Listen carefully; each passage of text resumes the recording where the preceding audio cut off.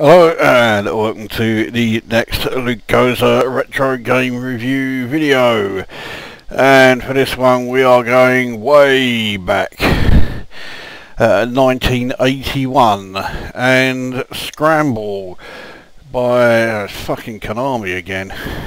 Oh well. Now this game is pretty much the grandfather of the Gradius series. As you see it running, you can see where this led to the development of Gradius, but unlike Gradius 2, 3 and 4, it's not so ridiculously bloody difficult that you know, you just hate playing the thing. There's no getting away from the fact that it is quite basic, but there's also no getting away from the fact that this came out in 1981. It came out just a few months after Berserk came along. So compared to a lot of arcade games that were around at the time, this was extremely advanced. And there were also an unbelievable number of Scramble clones available for just about every computer on the market. Once home computers started becoming available and more common in 82 and 83, so even though Scramble was already getting on for a year to 2 years old, it was still good enough to be deemed worth copying, shall we say. There weren't very many games that were actually called Scramble for all of the home computers, but there were plenty of games that clearly were Scramble. These weren't just for the usual suspects, you know, like your Commodore 64 and your ZX Spectrum, and even the Amstrad had some Scramble clones, although Scramble was seriously old hat by the time the Amstrad finally sort of clawed its way onto the scene. But I mean, every other computer you could think of that was around at the time had the ZX, I think the ZX81 may have even had one, the VIC-20 had one, BBC Micro, Acorn Electron, Dragon 32, the Auric Atmos, the Auric 1, you know, you name it, it had a version of Scramble for it. So as you can see, graphically the game is extremely basic for, you know, compared to what people are used to. And like, if you weren't around at the time, you'll be looking at this and saying, you know, this is a game that you could play on, you know, as a flash bloody app. And yeah, you probably could, but then if you're dismissing it as that, then you surely can't have been around at the time and can't appreciate just how amazing this was in 1981. So let's bung a credit in and let's get underway.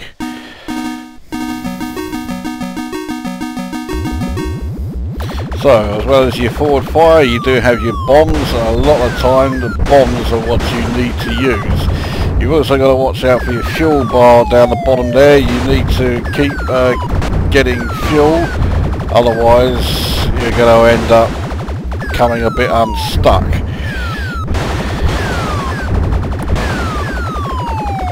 So we're still going through zone 1. My fuel is getting very low. I need to try and get some. Okay, it's doing better. Jesus. Right, so now things are getting a bit more tricky as we reach area 2. The moving targets.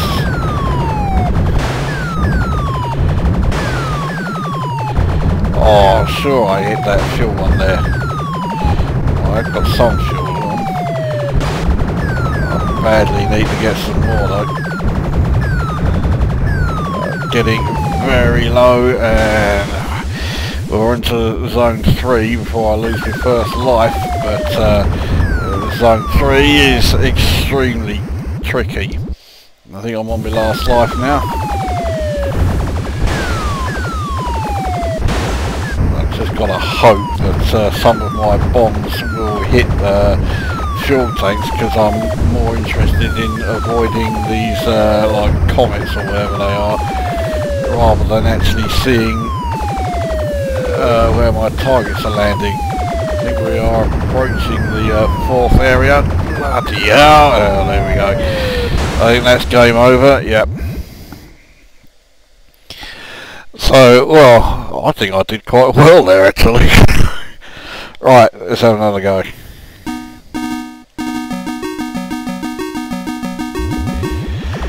So let's start the review. Graphics, yes, the graphics are basic, but you know, what are you asking for? You can't expect, you know, graphics like Astron Bell at this sort of era. Oh, bollocks. Audio, the audio I think is great, especially for the time. You know, it's very heavy on the sound effects. And yeah, I'm quite okay with that. It's not quite, you know, using Jarvis heavy on the sound effects, but it's still very much, you know, in that sort of similar area. Oh, fuck it. I'm doing really shit on this game. And then the gameplay, well, this is where it absolutely comes to life. The gameplay is there in abundance. The gameplay's superb. And of course, in these days, when they didn't have the flashy graphics to show off, it was all about the gameplay, and that is the reason why games from this era were, and still are, so much better than games of today, and even games from like mid to late 80s.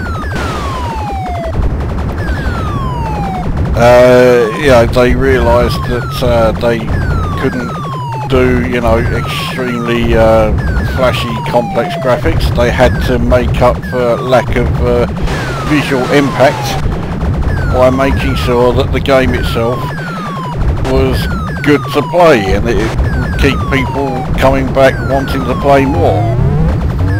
And the annoying thing is that I'm very low on fuel. I've just managed to get some there. But the annoying thing is that it's not done like that still. Now it's graphics first, and then, you know, oh, we may give a little bit of consideration to the gameplay, but that's it. Despite my terrible start, this is actually a better go in terms of score than my first go.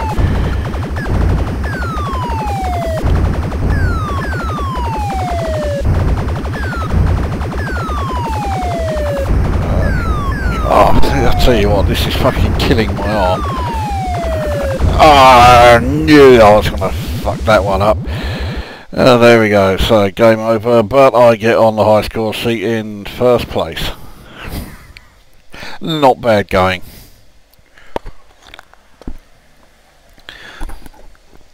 Right, one more go. Right, here we go. And of course, it wasn't only home computers that got like conversions or copies of Scramble. In these days, because you still had the old electronic games, because computers were, well, not only rare but considered a serious luxury. So you also had the electronic games, and Scramble was a very popular one, deservedly so. I mean, alright, it wasn't quite as good as the Firefox electronic game, and yeah, I certainly remember that from back in the day. That was one of those games where, you know, if you had that, well, you really were something at school. Yeah, our times have changed. I think if people saw the Firefox electronic game nowadays, they'd all be saying, "Yeah, what's that shit?" Yet again, saying they just don't appreciate, like, you know, the old classics. Fuck it, I was doing really well there. I think that was the first life I lost. That's not a bad game.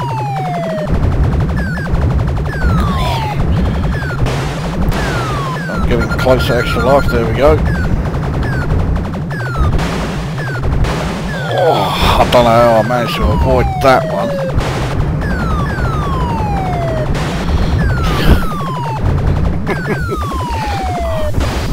Yeah, well, I mean, the last two games I've done, bloody Aliens and Golden Axe, just do not have the playability of this. This is just so much better.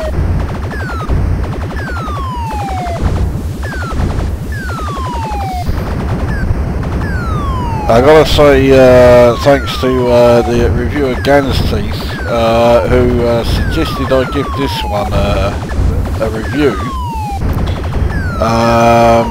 Definitely one to do. Right, here we are on to we're approaching level 5.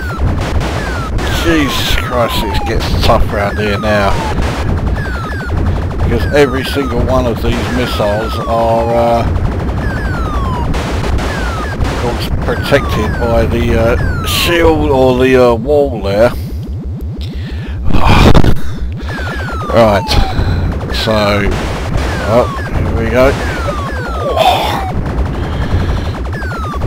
Oh, that is game over. Right, that's a pretty good go actually for me. 15,590. Right, well, that's I think we'll do then for Scramble. Fantastic game, pure playability, and that's what gaming is all about. I would give this 8.5 out of 10.